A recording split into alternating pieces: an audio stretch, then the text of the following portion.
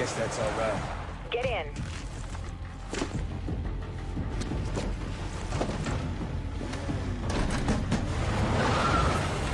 So, you know, a lot of games have a main menu with single player, co-op, and multiplayer.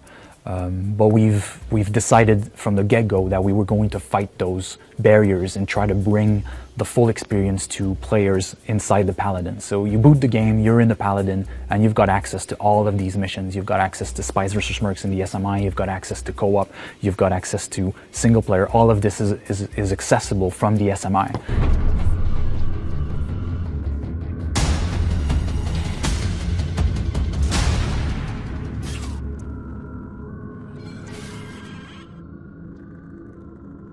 The real interesting thing that we're trying to do with Blacklist is we're blurring the lines between multiplayer and single player. So we've got, you know, Spies vs. Mercs adversarial, we've got a dedicated co-op campaign, we've got the single player campaign, and we've got missions that are kind of like in between. So we've got a set of 10 missions that can be played single player or co-op. In co-op, it's probably my favorite mode and also the most frustrating, because sometimes you're playing perfect and it's your partner that's making a mistake, and then you're like, dude, wake up, it's you, we need to retry, you just made me lose 20 minutes, let's go.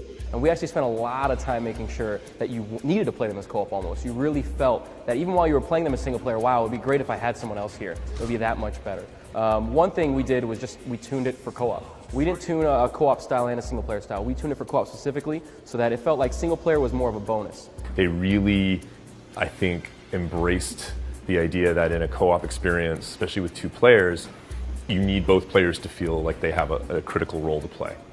And that the level design and the design of the challenges needs to constantly promote and enable players to give each other support and to take turns having their moment of, you know, to shine. And I think they nailed that. You know, that's a thing that I think this group did that, you know, we just kind of scratched the surface of on Conviction, and I think these guys have taken it to its next logical limit. It's really about, it's less about tons of features, it's less about adding a lot of new stuff, and more about really intelligently designing your levels, putting those enemies, those archetypes, using the right guys, putting them in the right spot, so it's not the classic way of, oh, his back's to this window, how convenient. Everybody's looking at each other, everyone's watching each other's backs, so I'm talking more about the enemies, and so it makes it that much harder for the players to get in there and go through the levels without both players being there to support each other.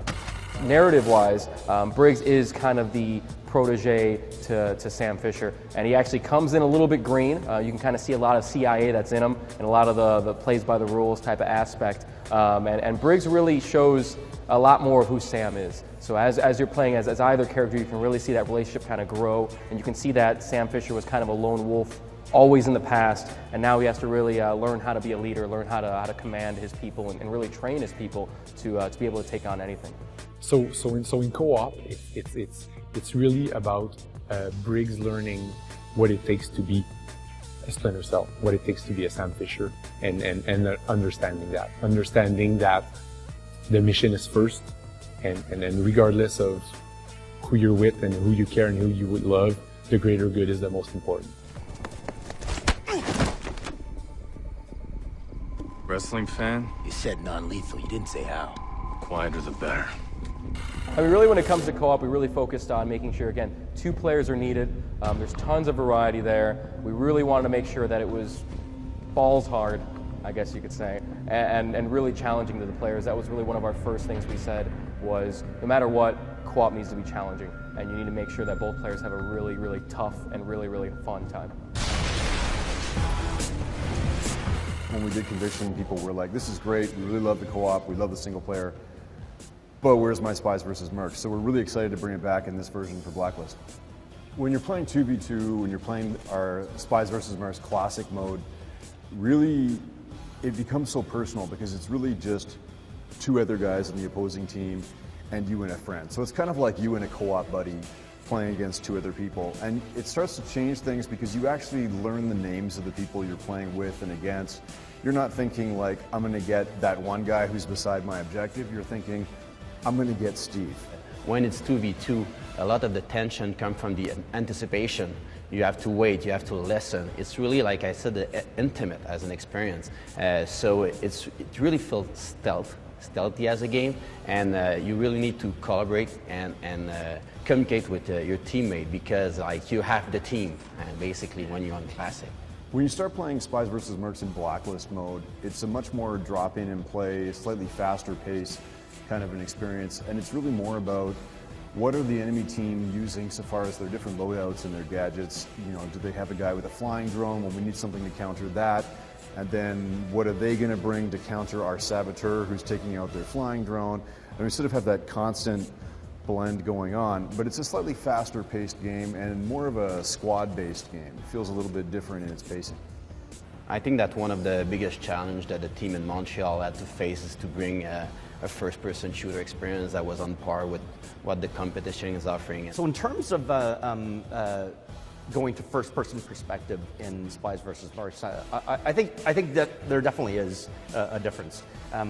You know, I often find that that third-person games really are unbelievably difficult to make because we have to realize everything in the world, and then we have to place our character in it. And not only does he have to move properly, but he has to look great in every situation. That is your primary focus. Now, when you go into first-person, you do lose that, and the environment becomes a star. But for us, you know, the hooks and of our art direction really kind of made it very cohesive. We had to make FPS maps that felt good to play, so you had like a decent shooting experience. And then we had to strap all this additional spy infrastructure to it. We had to have pipes and ledges and vents for the spy to move through, because our goal was to allow the spy to play a really stealth experience for the players who demand that, especially for classic mode, that we needed to make it so that spies can actually go in, if they wanted to, without killing any mercs and take out their objectives. We've played those maps like an hour every day for the duration of the project. We've played them back when the whole map was like gray and purple and made out of Lego blocks and stuff. So it's been great for us to just sort of constantly tweak and tune and make sure that what we're bringing players are maps that are really, really fun to play and provide a balanced and fun experience that's fun to play over and over again. Probably my favorite thing from Blacklist is the fact that the entire game comes alive through the economy system and the customization options and the amount of variety and options that you have. Anything you do in the game, single player, co-op, multiplayer, you earn currency. And that currency you can spend to upgrade SAM, upgrade your spy and Spy vs. Mercs, upgrade your merc. It doesn't matter where you spend it. You choose how you build Fort Echelon, the Paladin, your character, your Sam Fisher, based on how you like to play, what you like to play. And that feels pretty awesome. For the first time in Splinter Cell, we're doing this. All right, let's go.